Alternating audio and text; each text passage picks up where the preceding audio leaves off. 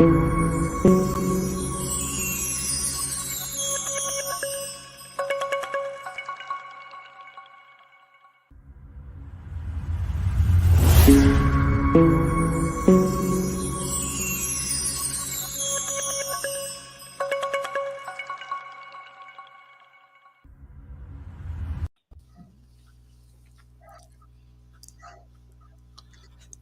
everyone.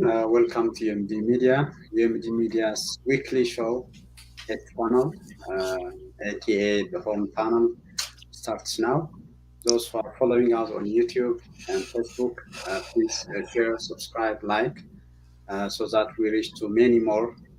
And the H Panel starts now.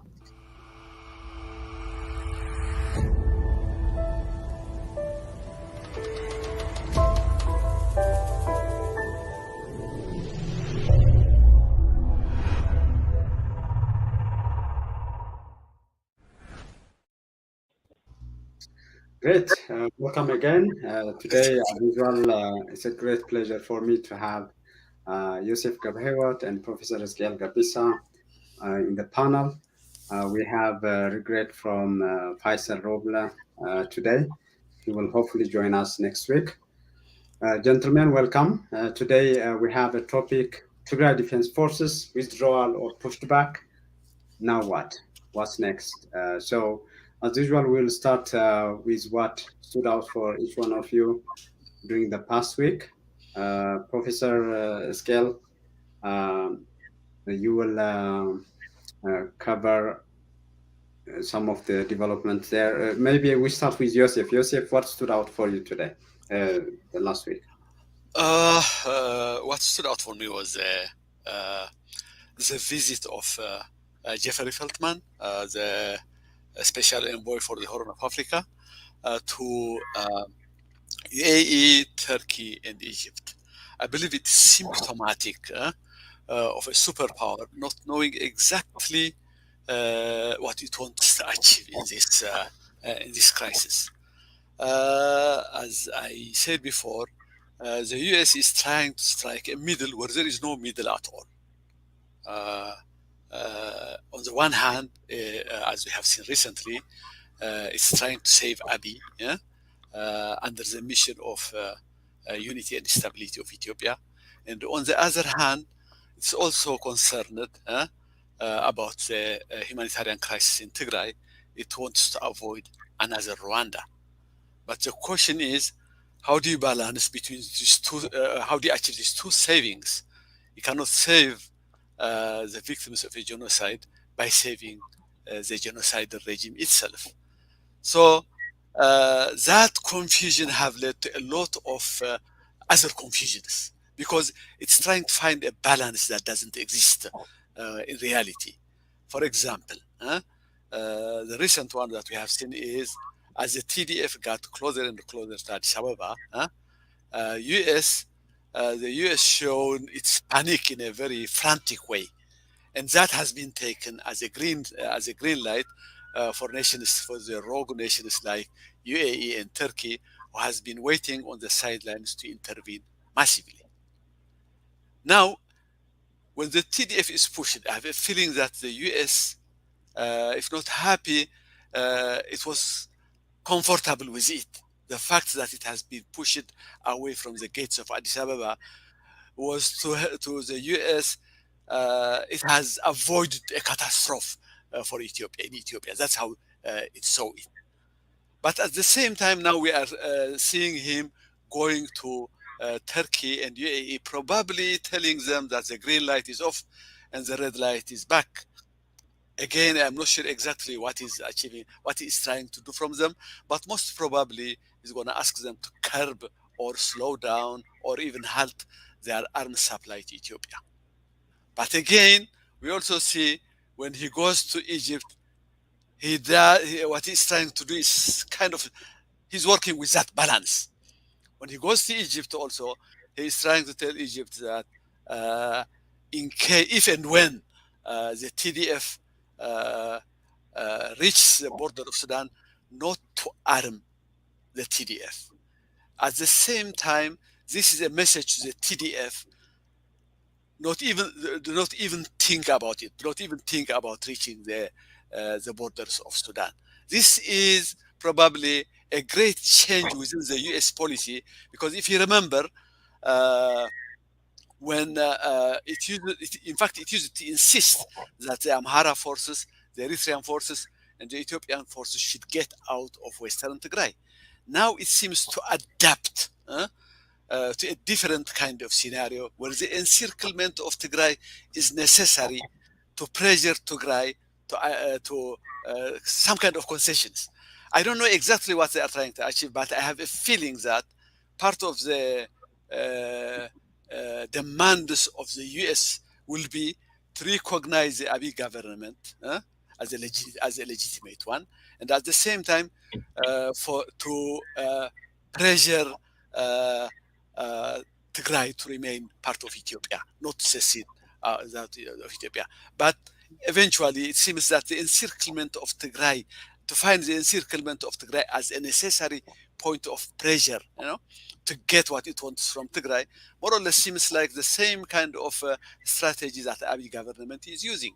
He's doing the same thing, but for a different purpose, of course. Sorry, I went on and on for this one. So Okay, thanks, Yosef.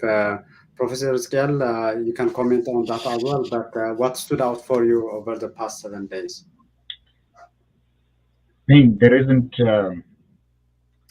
I mean, because the sudden withdrawal of the Tigray Defense Forces from the about 200 kilometers from Addis Ababa, and the changing narrative is the dominant story. So I cannot say that something else other than what you selected for discussion stood out for me. But to put it in my own my own interpretation on what is happening is, for me, it is basically the continuing drama of the civil war, the latest twists and turns in this horrendous saga that Ethiopians and Ethiopia, and for now, I am including Tigrayans in there, that the country is going through. There is the obvious withdrawal of Tigray Defense Forces from northern Shawa, from some of the areas that they had captured in southern Wallo, almost retreating to an area that they feel comfortable to hold as a defensive position in the areas of Mersa and Waldea. So that's a significant gain for the Ethiopian National Defense Forces and their allied Amhara forces. But the way these events, this is a fact that has happened, the way they are interpreted by both sides contrasts. On the TDF side, the interpretation is, of course, it's a tactical adjustment, is what they said. Nothing changed in terms of the strategic goal of the Tigray Defense Forces.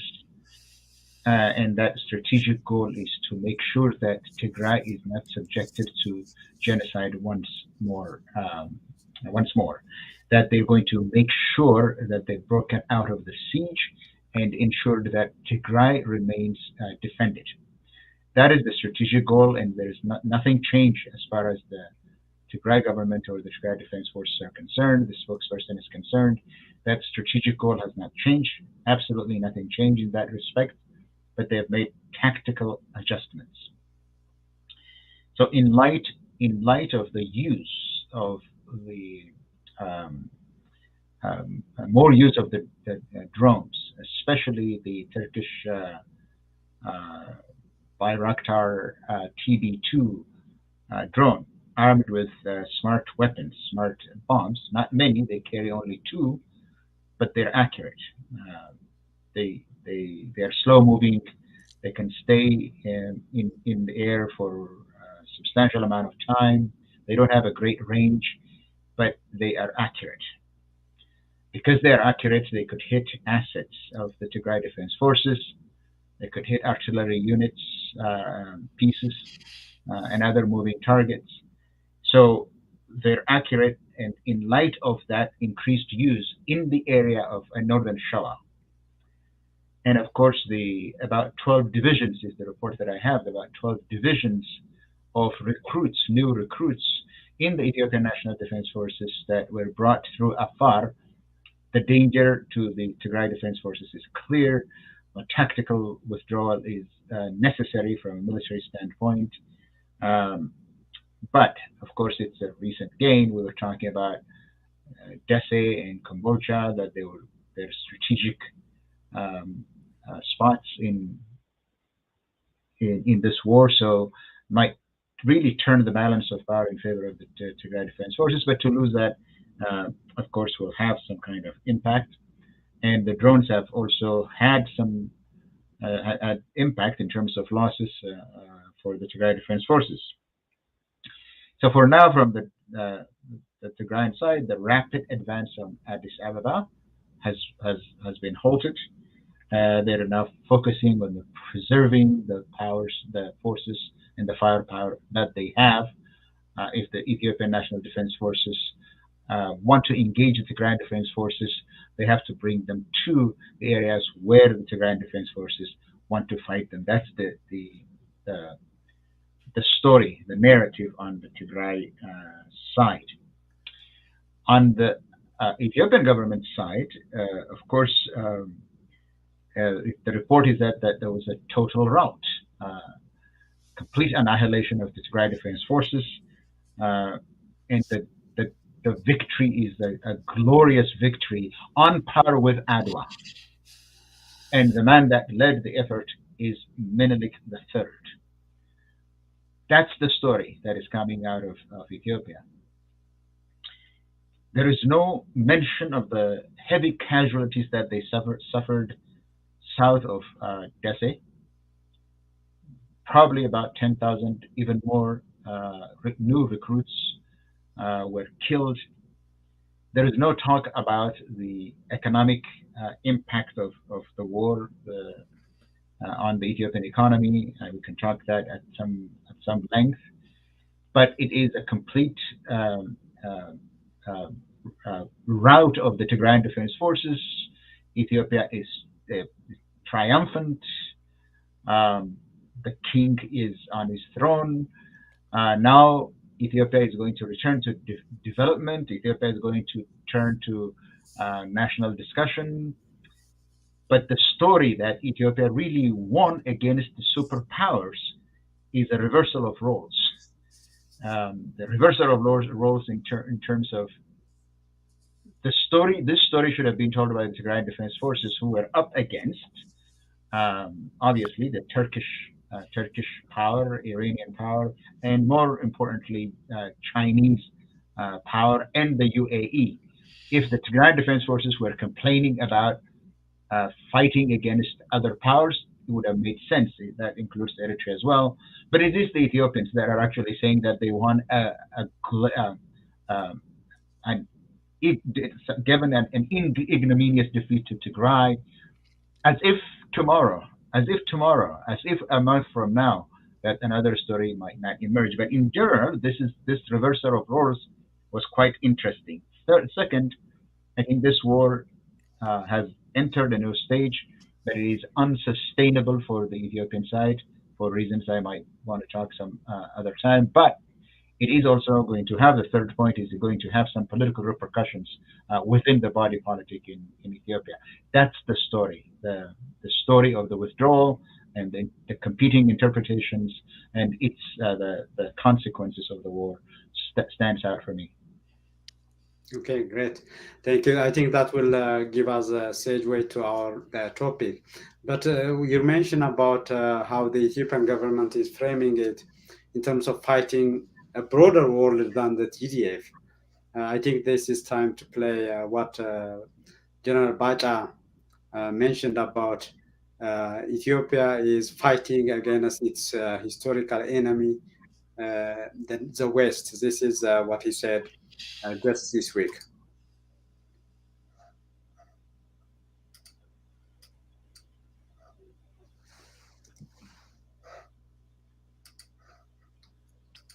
Again, I seem to have an audio issue.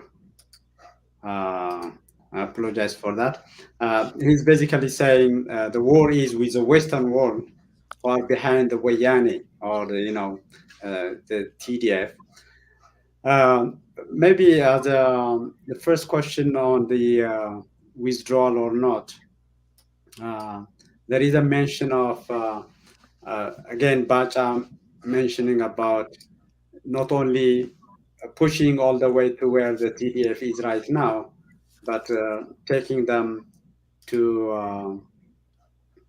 all the way. He was actually specifically mentioning he would announce about the ultimate victory from Magala. So this is from the party affiliated Walter information.com, walterinfo.com. General Bacha saying the greatest victory news would be told or will be announced, will be heralded from Magala. So maybe the first question to you, Boz, is do you see the NDF and allied forces going all the way to Magala or to Tigray? Or do you see this as an opportunity for a peaceful talk? Because there is a section of analysis saying why Feltman is in the Middle East is maybe for the same reason. Now the TDF is far from Addis Ababa. They might see an opportunity for starting a peace talk. Professor Skel, you might start there. I don't think what Bacha Dabale says holds any water, and I don't think anybody should. He is back. He's back. He's been absent for some time, but he's back. So he's given to hyperbole. He's a trumpetista of the government, but I don't think it is connected with war strategy, which I don't think the Ethiopian government has, and it's not connected with a political strategy as well. He just says it at a spur of a moment. So there is really nothing to what Bacha Dabale is talking about. But I cannot fail to imagine that there is some talk going on at this moment in time. I could see the frantic diplomatic shuttle that the American special envoy had done. I don't think he's not doing nothing. He's doing something. And if you connect that with how the war, the withdrawal went on, and how Ethiopia presented, I think this is a calculated withdrawal, or maybe by encouragement of the United States to give Abiy to save face for Abiy Ahmed. If he were negotiating or calling for peace talks last week, when Tigray Defense Forces and their allies were about to overrun Addis Ababa, he would be in a weaker position to enter into negotiations. Right now, to say that there is really no connection within the Tigray Defense Forces withdrawal, that this is a mere coincidence, belies the mind. I don't think that's the case. He has now the victory. You could say that he has routed the Tigray Defense Forces. He has saved Ethiopia from extinction. Now he can say that he could be generous enough to start talks. I think that was orchestrated, as far as I'm concerned, so that he has now his face saved in a stronger position to enter into negotiations with the Tigray government. This idea that they're going to march on Mekelle is simply meant for the consumption of their supporters in Addis and for continued recruitment. If they are not going to negotiate, I think Ethiopia in the long run is going to suffer economically and even militarily. And the reason that I say this is that this is the drone's victory. The victory, if there is any victory from the air, it is only the drone's victory. They cannot sustain that. The drones cost about, I don't know, 25 million. It requires about 3,700 to keep it in the air for an hour, and the smart bombs that were effective are to the tune of $50, $60, $70,000, which Ethiopia doesn't have, unless China or the UAE or Turkey provide them in the form of assistance or in the form of economic aid or maybe for strategic purposes for themselves. The Ethiopian government cannot sustain the drone-led war at all. Wars are not won from the air. They're always won on the ground. And the Tigray Defense Forces, even as they were withdrawing, were dealing devastating blows to the Ethiopian army on the ground. So there must be something in the works. The shuttle that Feltman is going through Cairo, Ankara, and Dubai, it has something to do with ending this war military through negotiations. They have to do that. The American government has to do that. They have their hands full with Russia and Ukraine, and they have their hands full with China threatening to take over Taiwan. So they need to focus there. So it's not the American government right now focusing on Ethiopia. It is really at the level of the State Department at the most, or the envoy. So something is going on, I suspect. Thank you. Yosef, you will comment on that and on the same question. Before that, to the point of there is something going on, I think Feltman was caught by the media when he left Addis 2 weeks ago.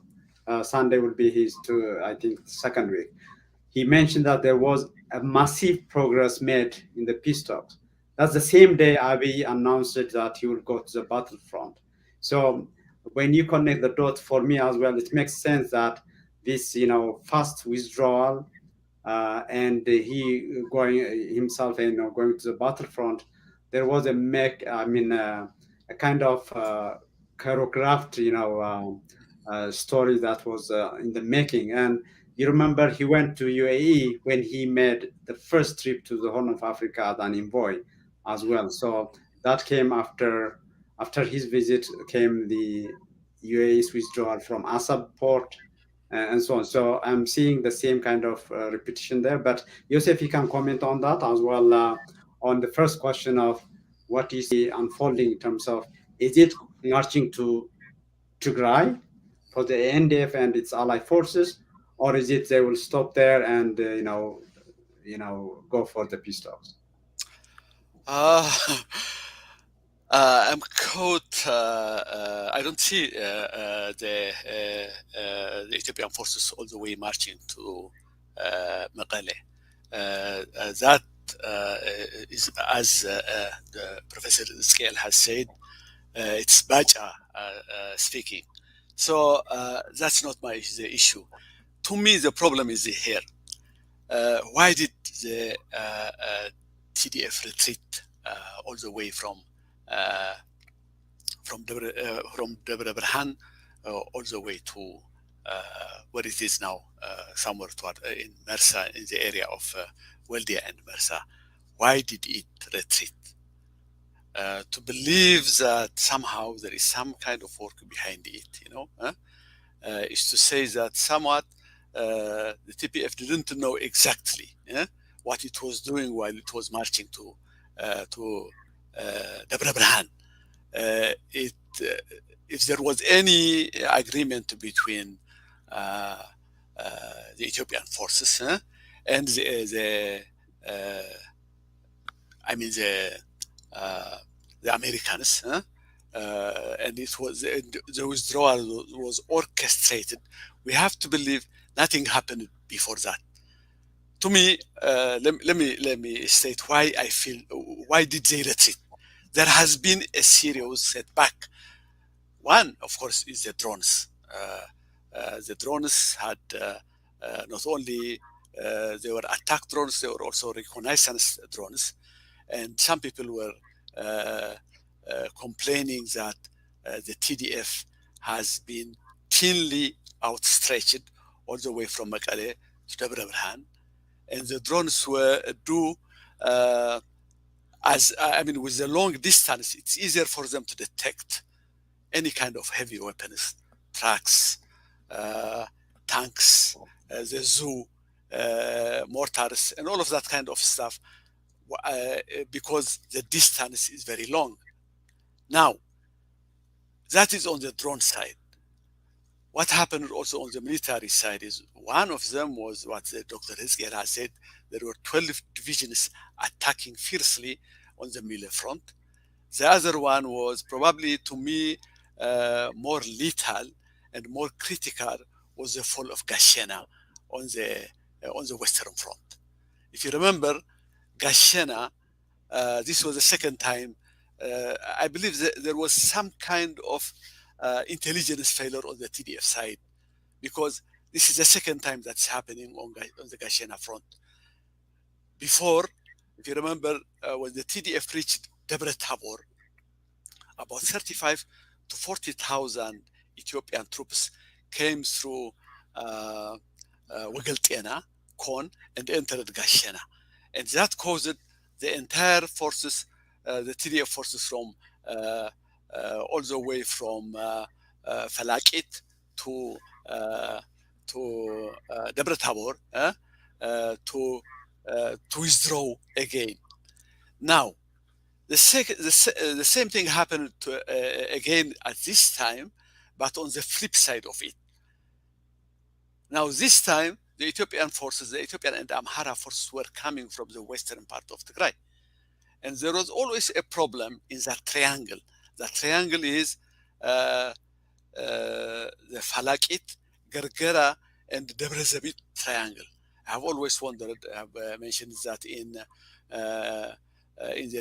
with Teddy Press, because they were too close. That triangle was too close to Gashena.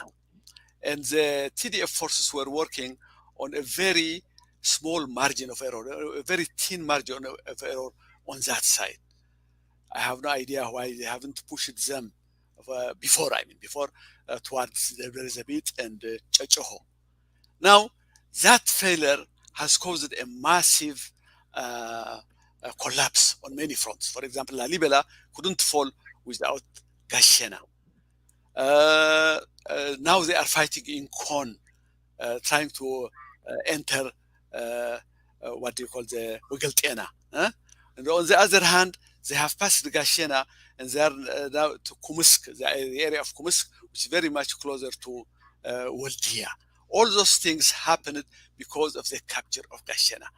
So in a sense, what I am saying is that it couldn't be simply by agreement, such kind of a retreat, although in many areas the retreat was, as the TDF claims, on its own volition, but it was triggered by these two attacks, one on the east and one on the west, one on the Gashena front and one on the eastern front, on the Mille front. If that is the case, then it would be difficult to imagine a kind of retreat, that there is some kind of a peace deal behind it, unless that thing came after the fact, unless the attack was necessary to convince the TDF to withdraw all the way to Tigray or to whatever it is, or to the places that it is now. So to me, that's why I'm very skeptical on the idea of that there is some kind of agreement behind this withdrawal. But there is another two things. Let me mention them. Why the retreat also was necessary. One was, of course, the military one. The other one was the increasing hostility of the Amhara population in the captured areas.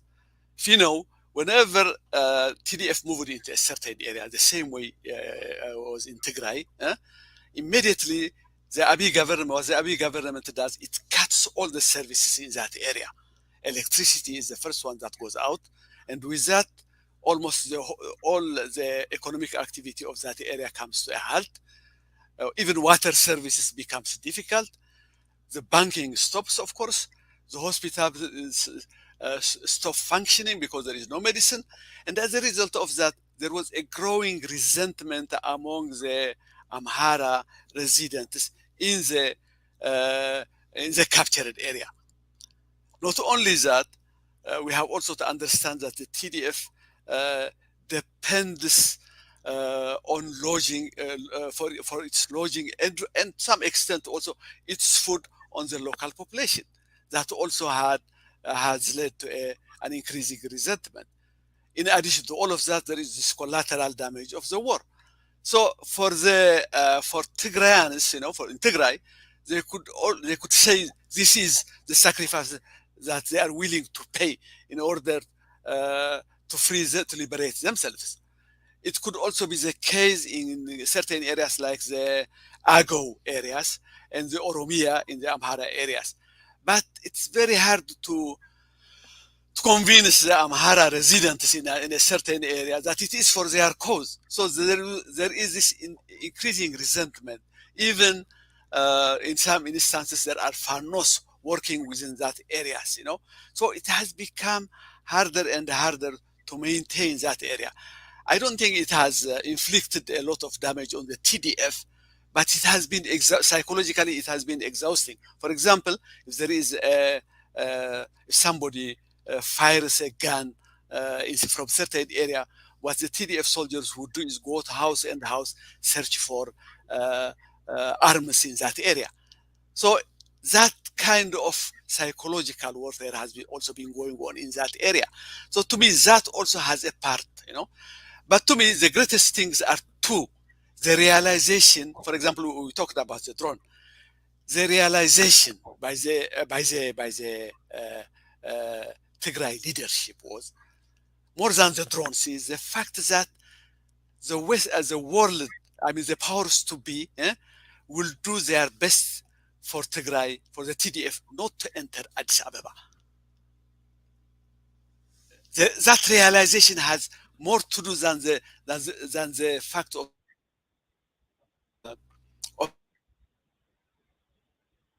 Is it only for me, Yosef? You are breaking. Oh, is that right? Yeah, I think you are back now. Maybe you finish that point. Yeah, you are still breaking. Okay, we move on. Maybe Professor Ezekiel, you were mentioning about the drones, and this is Al Jazeera.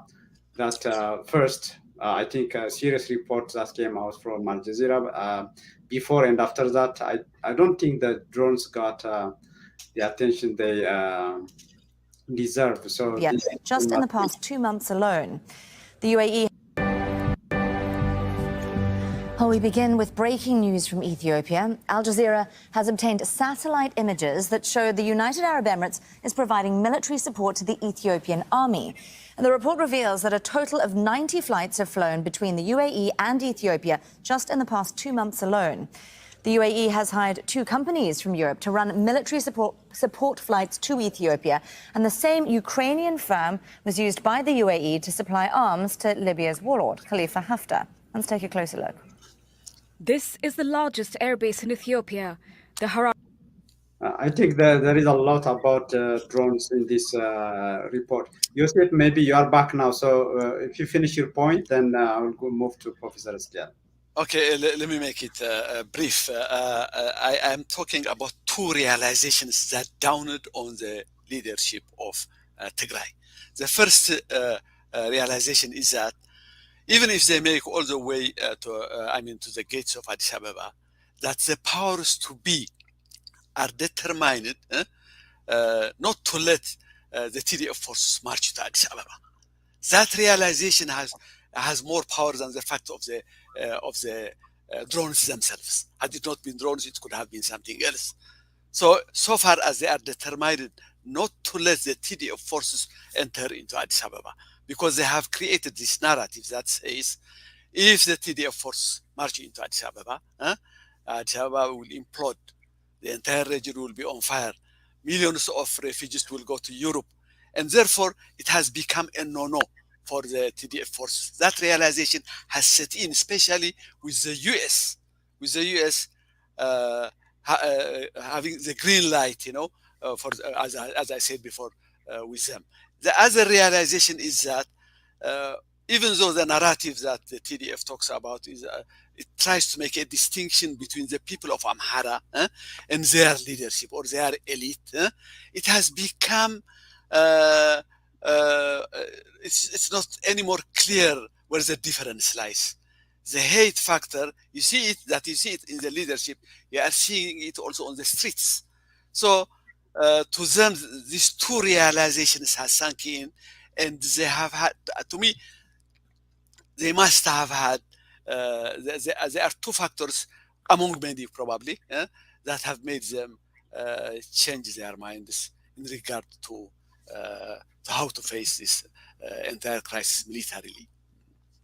One thing maybe on your last point, there was a report today, I guess, or yesterday from Lalibela, where a priest was mentioning how during the experience of communication blackout from Lalibela, how he felt,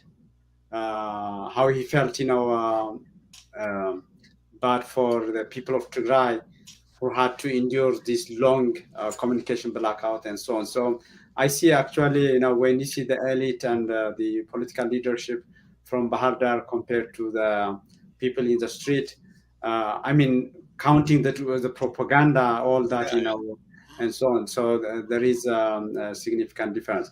Maybe one thing that other kind of moving to Professor Skel's comment is, this is from France 24. This is from today. What caught my attention was a mention. They were talking to Lefort. The historian who has been following, I think, closely TDF, TPLF, and the Horn of Africa, where he mentioned the number one doctrine of the TPLF is to never engage in a fight one cannot win.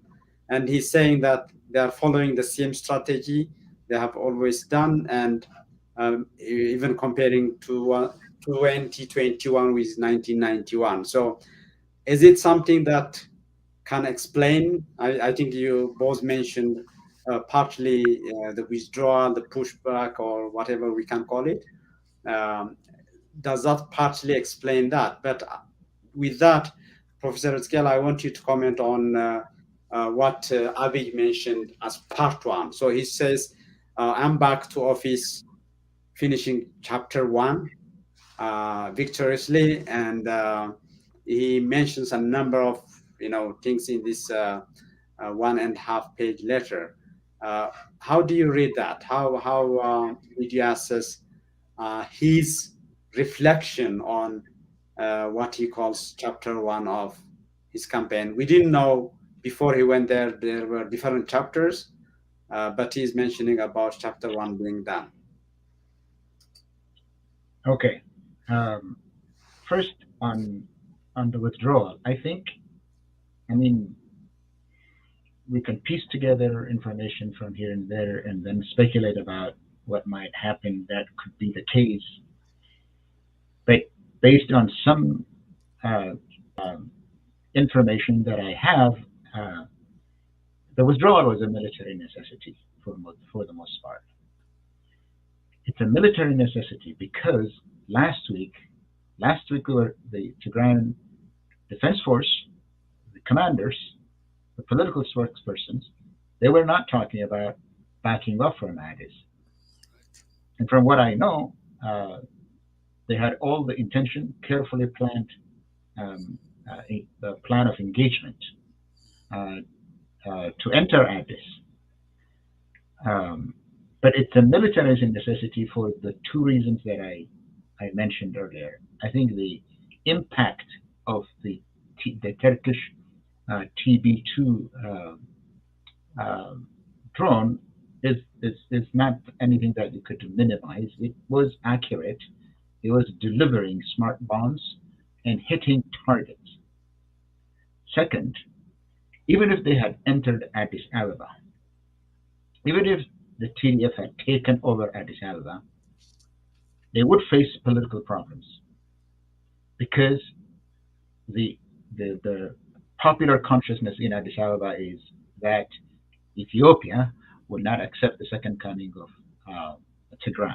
That's one, the political difficulty in Addis, because the rest of their allies were not as effective as they were. The political cover was problematic. Second, if they were cut off, that is, if the Ethiopian National Defense Forces that had been assembled in the Afar region, if they were able to move west on from Samara to Chifra, and then to Bati and all that, and then cut them off, the Tigrayan forces would be cut off from their base, the Tigray to the south of Dese, and the Ethiopian National Defense Forces and their allied forces would have taken them in parts, and defeated them, just like they did when the Tigrayan Defense Forces, under the assumption that, and that's how they were operating when they were moving west from Gashana west to capture Debre Tabor. They were going to Wereta, capture that junction, then capture Gondar and Bahardar. And the assumption was that if you cut the Ethiopian government in Addis from its major supply or supporter in the Amhara region, it would fall, was the political assumption. That, as Joseph was saying, was realized when the Ethiopian National Defense Forces assembled the remnants of the forces that were chased out of Tigray and northern Wallo, were reassembled, regrouped in Dese, and they were sending human waves to the Tigray Defense Forces. The Tigray Defense Forces were mowing wave after wave after wave, but then they realized that they cannot continue to simply kill people. So they decided that they must go for the machine that was creating those waves in Dese and Waldia. They did that. But in the first assumption, when they were moving west, the Ethiopian Defense Forces could have cut them from Gashana all the way to Lalibela and Sekota, and then take them in parts and attack them from the west as well. So that was a military necessity that they learned once. And now if they had cut them from the west side with 12 divisions, for God's sakes, and the Amhara forces, by the way, the Ethiopian National Defense Forces did not enter Gashana when it fell. It was the Amhara Fano that simply walked in. So it was a military necessity for this reason.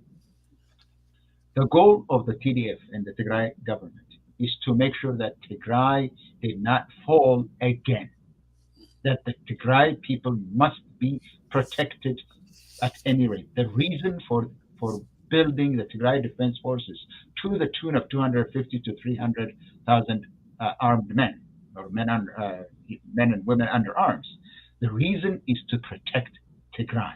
But if you lose your muscle, you will lose the entire goal. So it was a military necessity.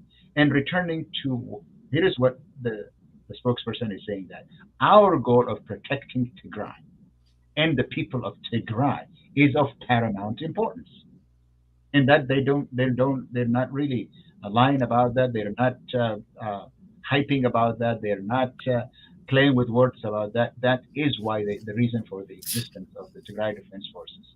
So to lose them in northern Shoa, to lose as many forces in northern Shoa is unacceptable. So withdrawing was basically a military necessity. Of course, the issue that there was occupation forces in many Amhara regions was unsustainable. And of course, it's not because of the maladministration of the Tigray Defense Forces, but the fact that sabotage, Abiy's sabotage, was causing resentment is clear. But to the question that you just mentioned, this is the chapter one. When Abiy says this is chapter one, what he means by that does not mean chapter 2 is taking over Meghalaya. I think what he's talking about is necessitated by the division that this war had created within the Prosperity Party.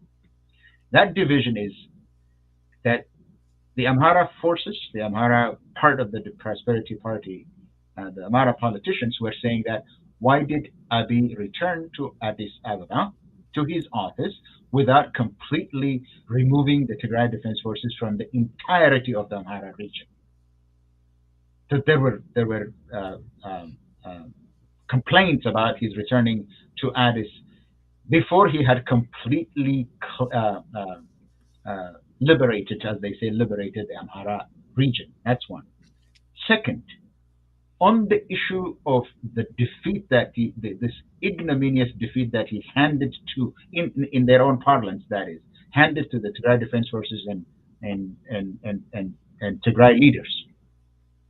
The Amhara were saying, we were the ones that actually did the bulk of the work in liberating the Amhara region. Why is Abiy taking all of the credit himself? So there was a repercussion within the Amhara, within the Prosperity Party, from the Prosperity Party of the Amhara side, whereas on the other side, the Prosperity Party of the Oromo, that had been divided over this issue, coalesced behind Abiy. They came behind Abiy. So what he is saying is, this is really speaking to the Amhara Prosperity Party, saying, this is only chapter one. I'll go back and liberate all of Amhara. The Amhara Prosperity Party, the former ENDF, I think, or whatever that name is, the ENDM, right? ENDM.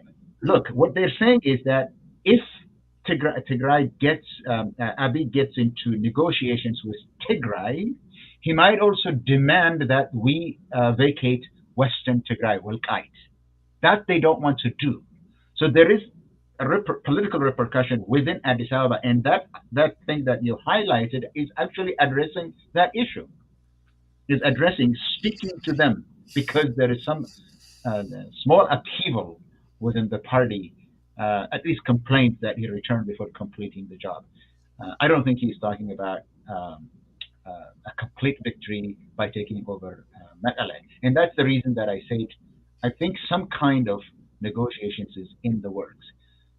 For the Tigray Defense Forces, the fact that they were created to defend Tigray and the people of Tigray, that weighs of paramount importance for Adkan. I know this.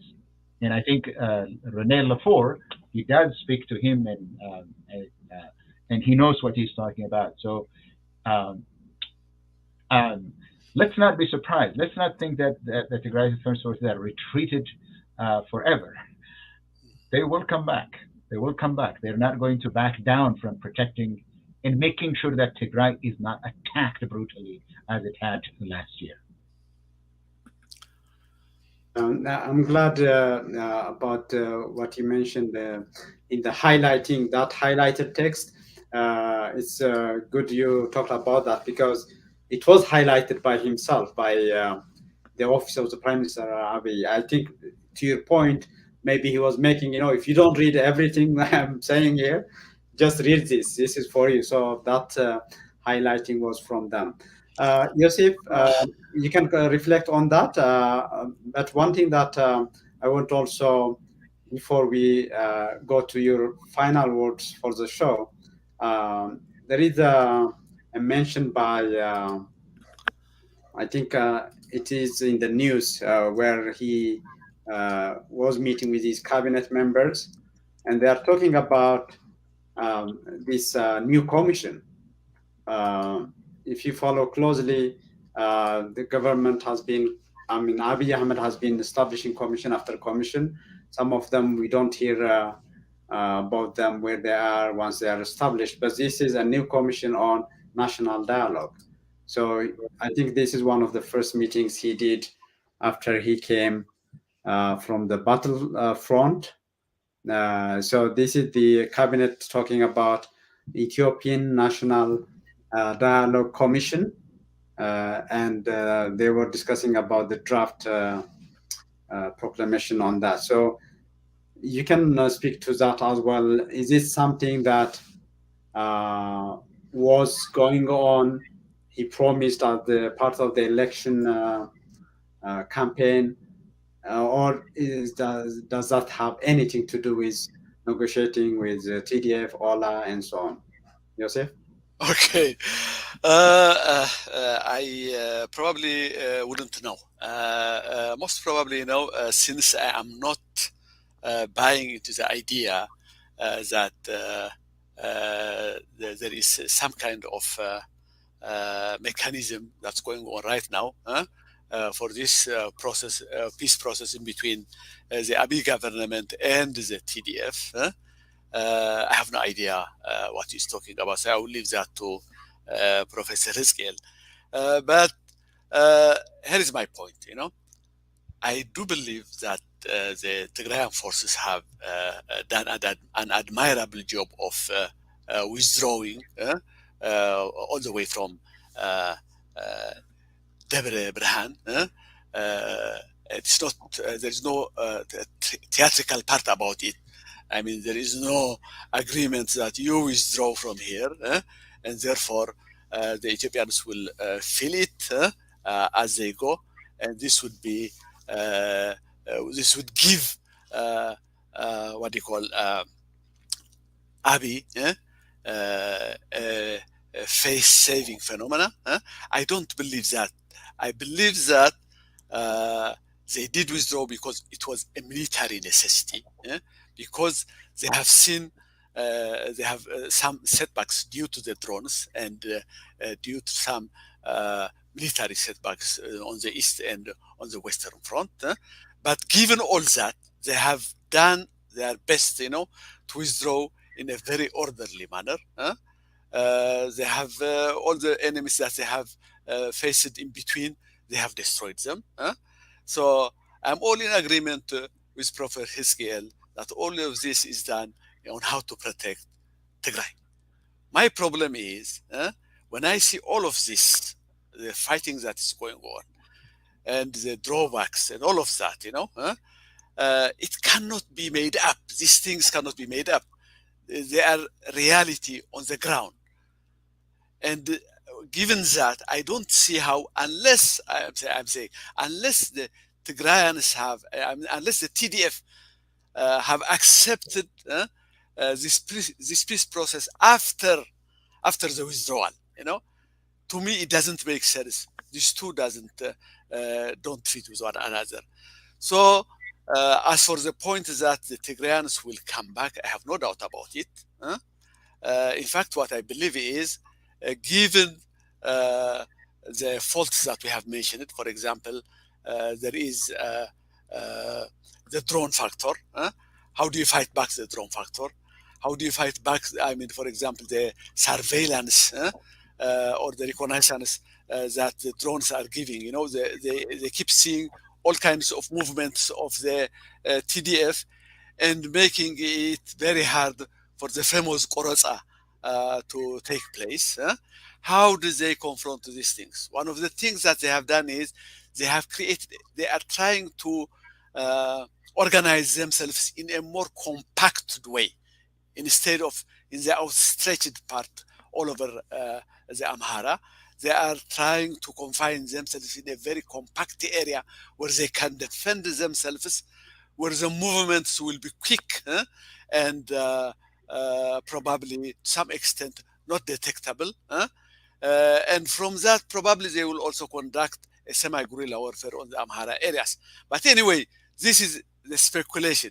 There are other speculations. For example, the fact that they have come back is probably they are going to the western part of Tigray. They will try to open the Sudanese border.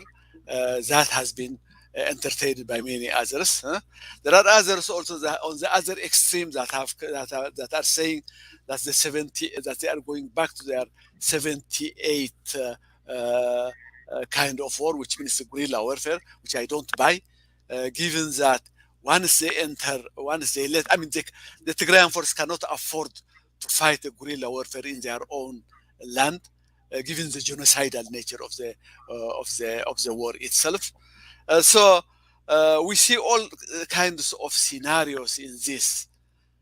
So for me, it's probably we'll have to wait and see, because now it's almost everything is fluid. Even as we speak about Mersa, there are still Tigray TDF forces in Wegaltena. You could imagine, how far it is in between Mersa and Wegaltena. So the whole picture is quite fluid right now, and we cannot exactly say where will it end. Probably the next week or 2 weeks, will give us a better picture of what the TDF is really thinking of how the fight will go on, because anything was at this point in time. I'm not questioning the wisdom of the TDF. All that I'm questioning is how is it going to be reorganized after these setbacks. Great. I think that has been the nature of the H panel so far, that every week is different, with a lot of stories to talk about. So who knows, when we meet next week, it will be different. So gentlemen, thank you for your time. But before we sign off, final words, Professor Esquel? I think on this, the national dialogue, I just wanted to say a couple of things, because I saw the draft bill that was sent to the parliament. What it says is that there is misunderstanding. At least there were 4 points that caught my eye. There is misunderstanding among the elite. That's what the commission is trying to address. That is the misunderstanding. There is a misunderstanding, the political misunderstanding among the elite, and it's the elite that need to discuss and sort out their differences. That's one. Second, the government, Ethiopia needed a neutral and a capable government who could, a commission who could oversee this national dialogue, appointed by the government.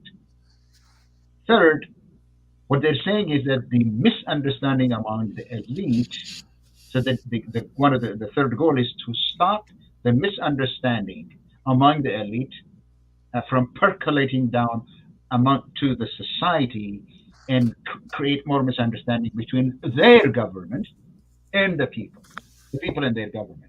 That's what they are trying to resolve. And then this commission, after conducting discussions and dialogue and interviews and whatever for 2 years, that's the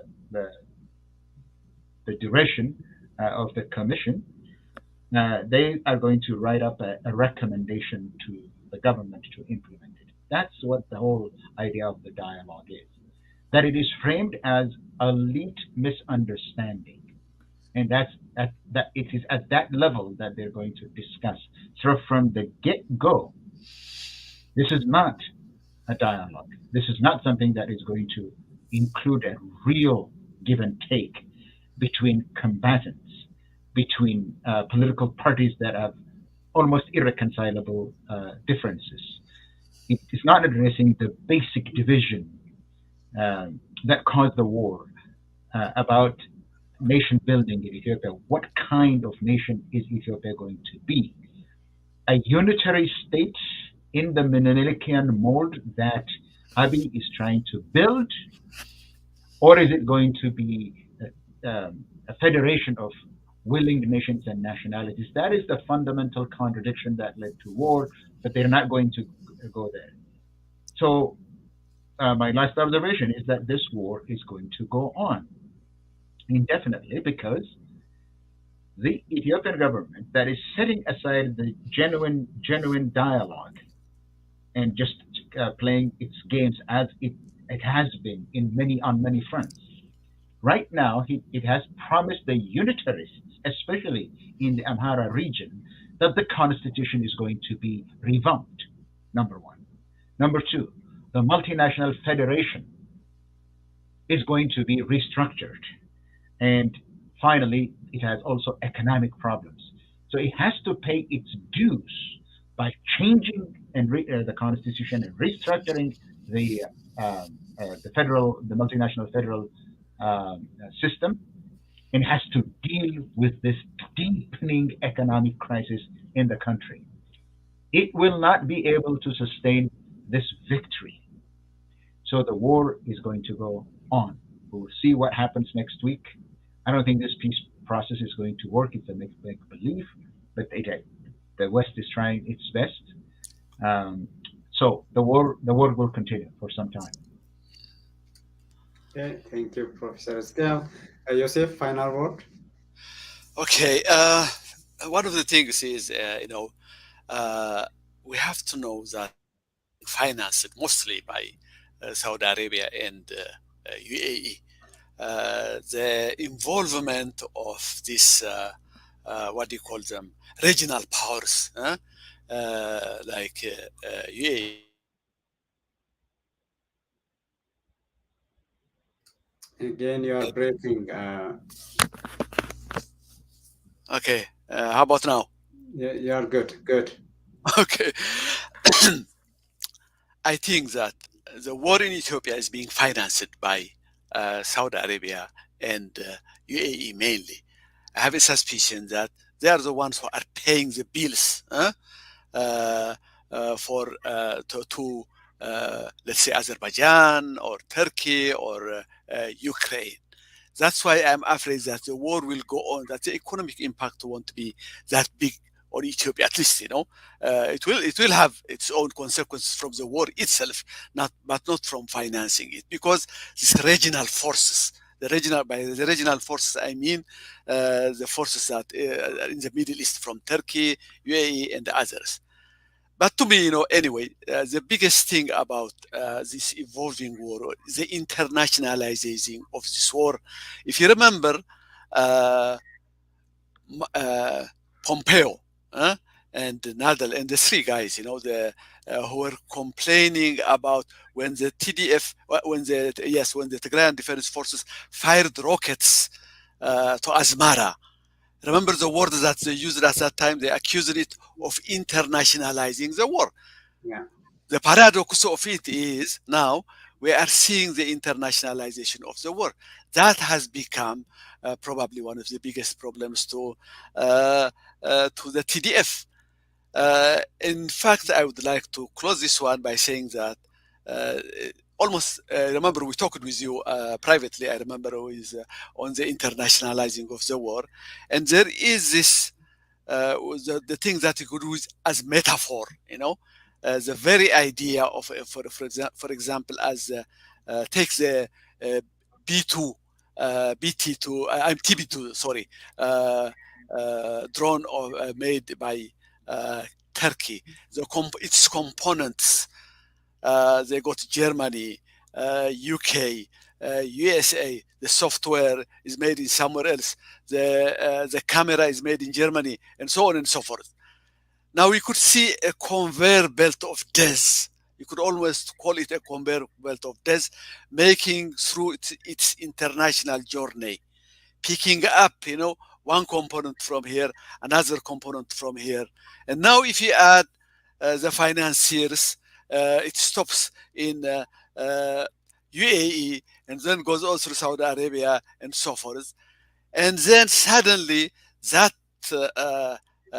drone is dropping its bomb somewhere in Tembian, in a poor peasant, So you see that the internationalization of genocide, even you can call it the internationalization of genocide, because this,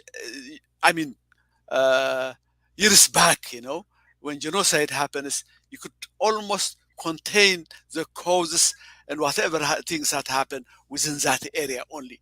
But nowadays, in order to conduct a genocide in a certain area, you could have all these international elements added up to it. So I think the making of the drone through division of labor through its various sources is a metaphor of what is happening today in our region. Yeah.